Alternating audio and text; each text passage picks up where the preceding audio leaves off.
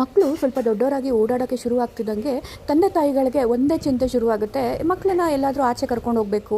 ಅದ್ರ ಜೊತೆಗೆ ಇನ್ನೊಂದು ಮೇನ್ ಸಮಸ್ಯೆ ಏನು ಕಾಡುತ್ತೆ ಅಂದರೆ, ನಮ್ಮ ಮಕ್ಕಳು ಯಾರ ಜೊತೆನೂ ಹೋಗೋದೇ ಇಲ್ವಲ್ಲ, ಯಾವಾಗಲೂ ಅಪ್ಪ ಅಮ್ಮನ್ನೇ ಅಂಟ್ಕೊಂಡಿರ್ತಾರೆ. ಯಾರಾದರೂ ಹೊಸ ಜನಗಳನ್ನ ನೋಡಿದ್ರೆ ಕಿರ್ಚಾಡ್ತಾರೆ, ರೇಗಾಡ್ತಾರೆ. ಹೊಸ ಜನಗಳನ್ನ ಹತ್ರಗೂ ಕೂಡ ಮುಟ್ಟಿಸ್ಕೊಳ್ಳಲ್ಲ ಅನ್ನೋ ಮಕ್ಕಳಿದ್ರೆ ಈ ರೀತಿ ನೀವು ಎಲ್ಲಾದರೂ ಆಚೆ ಕರ್ಕೊಂಬ. ಅದಕ್ಕೋಸ್ಕರನೇ ನಾನು ನನ್ನ ಪಾಪುನ ಕರ್ಕೊಂಬಂದಿದ್ದೆ ಚಾಕ್ಲೇಟ್ ಎಕ್ಸಿಬಿಷನ್ಗೆ.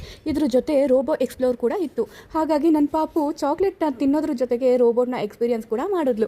ಇದು ಫಸ್ಟ್ ಟೈಮ್ ಅವಳನ್ನ ಈ ರೀತಿ ಆಚೆ ಕರ್ಕೊಂಬಂದಿರೋದು ಎಕ್ಸಿಬಿಷನ್ಗೆ. 1-2 ಅವರ್ಸ್ ನಮಗೂ ಕೂಡ ಮೈಂಡ್ ರಿಲ್ಯಾಕ್ಸೇಷನ್ ಆಯಿತು, ಹಾಗೆ ಮಕ್ಕಳಿಗೂ ಕೂಡ ತುಂಬಾ ಚೆನ್ನಾಗಿ ಆ್ಯಕ್ಟಿವಿಟಿ ಸಿಕ್ಕಂಗಾಯಿತು. ಅಲ್ಲಿ ನನ್ನ ಮಗಳಂತೂ ಸಿಕ್ಕಿದ್ದವ್ರ ಜೊತೆ ಎಲ್ಲ ಚೆನ್ನಾಗಿ ಆಟ ಆಡಿದ್ಲು, ಕುಣಿದ್ಲು, ಹಾಗೆಯೇ ಎಲ್ಲನೂ ಎಕ್ಸ್ಪೀರಿಯನ್ಸ್ ಮಾಡಿದ್ಲು. ನಾವು ಮಕ್ಕಳು ಚಿಕ್ಕವರಿದ್ದಾಗಲಿಂದನೇ ಈ ಥರ ಆಚೆ ಕರ್ಕೊಂಡೋಗಿ ಅವ್ರನ್ನ ಸೋಷಿಯಲ್ ಆಗಿ ಇರೋದಕ್ಕೆ ಬಿಡಬೇಕು, ಮಕ್ಕಳ ಜೊತೆ ಬೆರೆಯೋದಕ್ಕೆ ಬಿಡಬೇಕು, ಜನಗಳ ಜೊತೆ ಬೆರೆಯೋದಕ್ಕೆ ಬಿಡಬೇಕು. ಹೀಗೆ ಮಾಡಿದಾಗಲೇ ಮಾತ್ರ ಮಕ್ಕಳು ಎಲ್ಲರ ಜೊತೆ ಹೊಂದ್ಕೊಳ್ಳೋದಕ್ಕೆ ಸಾಧ್ಯ.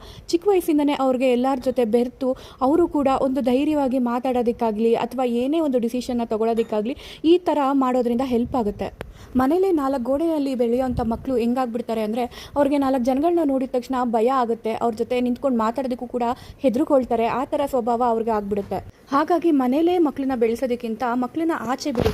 ಸಂಜೆ ಮಕ್ಕಳನ್ನ ಆಚೆ ಬಿಟ್ಟು 4 ಮಕ್ಕಳ ಜೊತೆ ಆಟ ಆಡೋದಕ್ಕೆ ಬಿಡಿ. ಇಲ್ಲಾಂದರೆ ಮದುವೆ ಫಂಕ್ಷನ್ಸ್ಗೆ ಕರ್ಕೊಂಡೋಗಿ, ಇಲ್ಲ ಈ ಥರ ಏನಾದರೂ ಎಕ್ಸಿಬಿಷನ್ಸ್ ಇದ್ದರೆ ಅಲ್ಲಿ ಕರ್ಕೊಂಡೋಗಿ ಏನಾದರೂ ಒಂದು ಆ್ಯಕ್ಟಿವಿಟಿನಲ್ಲಿ ಮಕ್ಕಳನ್ನ ಬ್ಯುಸಿಯಾಗಿಟ್ಟಿರಿ. ಆಗ ತಾನೇ ಅವ್ರಿಗೆ ಮೈಂಡ್ ಬೆಳೆಯೋದಕ್ಕೆ ಅಥವಾ ಅವ್ರು ಫಿಸಿಕಲಿ ಮೆಂಟಲಿ ಎಲ್ಲನೂ ಆ್ಯಕ್ಟಿವ್ ಆಗಿರೋದಕ್ಕೆ ಹೆಲ್ಪ್ ಆಗುತ್ತೆ. ನಾವು ದಾತ್ರಿನ ಇಲ್ಲಿ ಕರ್ಕೊಂಡ್ಬಂದಿರೋದ್ರಿಂದ ದಾತ್ರಿಗಷ್ಟೇ ಅಲ್ಲ, ನಮಗೂ ಕೂಡ ಒಂದು ಟೈಮ್ ಸ್ಪೆಂಡ್ ಮಾಡೋದಕ್ಕೆ ಒಳ್ಳೆ ಚಾನ್ಸ್ ಸಿಕ್ತು. ತುಂಬ ಚೆನ್ನಾಗಿ ಖುಷಿಯಾಗಿ ಮಕ್ಕಳ ಜೊತೆ ಆಟ ಆಡಿಕೊಂಡು ಟೈಮ್ನ ಸ್ಪೆಂಡ್ ಮಾಡಿದ್ವಿ. ದಿನಪೂರ್ತಿ ಮಕ್ಕಳನ್ನ ನೋಡಿಕೊಂಡು ಅವ್ರ ಜೊತೆ ಆಟ ಆಡಿ ಅಲ್ಲೇ ಮನೇಲೇ ಇರೋದಕ್ಕಿಂತ ಈ ಥರ ಆಚೆ ಬಂದರೆ ನಮಗೂ ಕೂಡ ತುಂಬಾ ಚೆನ್ನಾಗಿ ಅನಿಸುತ್ತೆ ಅಲ್ವಾ. ಹೀಗೆ ನಾವು ಚಾಕ್ಲೇಟ್ ಫೌಂಟೇನ್ನ ನೋಡಿಕೊಂಡು ಪಾಪುಗೂ ಹಾಗೆ ಚಾಕ್ಲೇಟ್ನ ಟೇಸ್ಟ್ ಮಾಡಿಸ್ಕೊಂಡು ಎಲ್ಲ ಸುತ್ತಾಡೋದಕ್ಕೆ ಶುರು ಮಾಡಿದ್ವಿ. ಅಲ್ಲಿ ಫರ್ನಿಚರ್ ಎಕ್ಸಿಬಿಷನ್ ಕೂಡ ನಡೀತಾ ಇತ್ತು, ಅದನ್ನು ಕೂಡ ನೋಡಿದ್ವಿ.